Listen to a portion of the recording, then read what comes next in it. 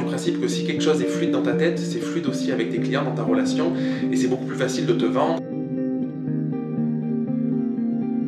Pour te montrer en fait que quand tu laisses vivre les gens, cette configuration-là que la confiance va exister, qui vont être attaqués et c'est là que tu auras des belles photos.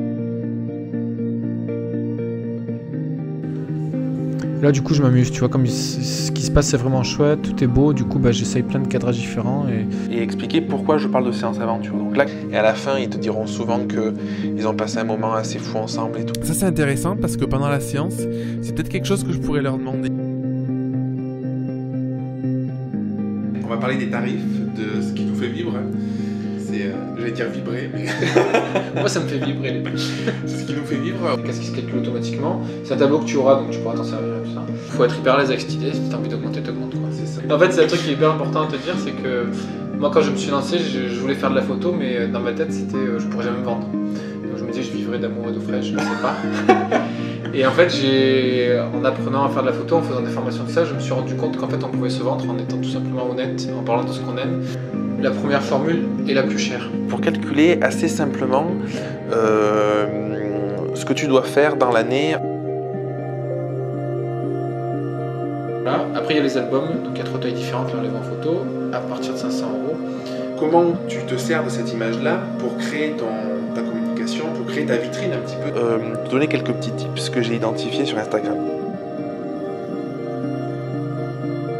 Donc l'idée c'est que tu comprennes qu'est-ce qu'on a fait pour arriver à trouver notre séance type. Des photos assez proches et du coup là je commence à introduire le côté un peu plus varié, un peu plus dynamique. En tout cas voilà, la vidéo c'est vraiment le truc que Facebook montre le plus. Donc, il faut mettre la vidéo en natif sur Facebook, c'est-à-dire que tu la postes directement dans Facebook. comment tu as envie d'être derrière ton appareil, qu'est-ce qui t'inspire, qu'est-ce que tu as envie de photographier.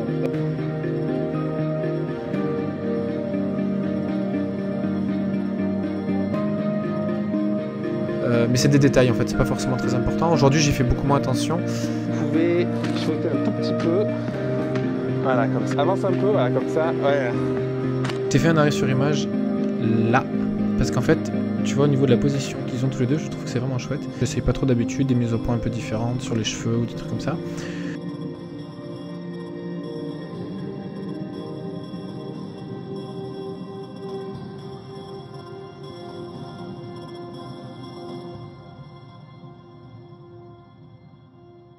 Alors ça y est, tu es visible, les gens peuvent te voir, c'est bien.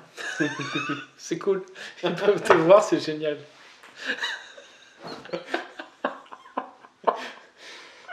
C'est pas facile. Oh putain de merde. C'est bien comme intro ça. Aujourd'hui on va te parler matos.